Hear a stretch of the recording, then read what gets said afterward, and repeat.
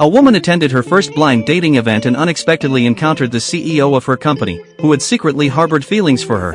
When the woman curiously inquired why the CEO was also participating in the blind dating event, he quickly denied any romantic intentions and explained that her best friend had dragged him along to make up the numbers. In reality, the CEO had become anxious after seeing the woman enter and happened to be invited by her best friend to join at that moment. The woman found herself awkwardly chatting with the CEO, as she too was only there to help her best friend fill out the participant count. The event soon progressed to a hand-holding segment, and the host selected the CEO to choose a partner. The female participants below the stage, seeing how handsome and distinguished the CEO appeared, all eagerly hoped to be chosen by him. Unexpectedly, the CEO directly selected the woman. Since the CEO was actually an important client of the woman's company, she had no choice but to reluctantly take the stage.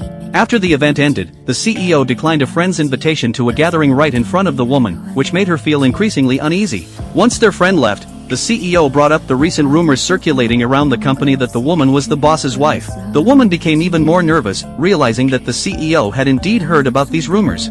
While helping the woman put on her coat, the CEO playfully teased her about being called the boss's wife at the company while secretly attending blind dating events. He joked that if employees saw this, they would surely gossip about him. The CEO pretended to act hurt and demanded that the woman take responsibility for the situation. Just as the woman was about to apologize, the CEO waved his hand dismissively, indicating he didn't want to hear empty pleasantries. Only then did the woman understand that the CEO wanted her to comfort him. Seeing that the woman had grasped his meaning, the CEO left with a satisfied expression. The next day, the secretary entered the office carrying flowers and gifts, explaining that they were sent by the woman and asking if the CEO wanted her to come in. The CEO nodded his approval. As soon as the woman entered, she appeared guilty and nervous.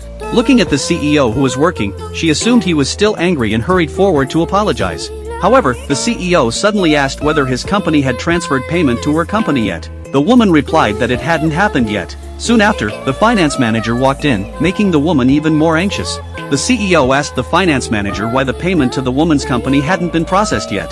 The finance manager explained that the woman had been impersonating the boss's wife at the company. Thinking he was doing good by exposing this, the finance manager was stunned when the CEO stated that work and personal feelings should be kept separate. The CEO then demanded that the payment be transferred to the woman's company immediately. This made the woman very happy. After the finance manager left, the woman bowed deeply to thank the CEO. Thinking that her situation with the CEO had been resolved, the woman arrived at work the next day to find a bouquet of flowers on her desk at the CEO's company. Upon closer inspection, she discovered they were from the CEO's business rival. While the woman was puzzling over this, the CEO emerged and saw that she had received flowers, which made him quite jealous. He walked over and deliberately made sarcastic remarks toward the woman.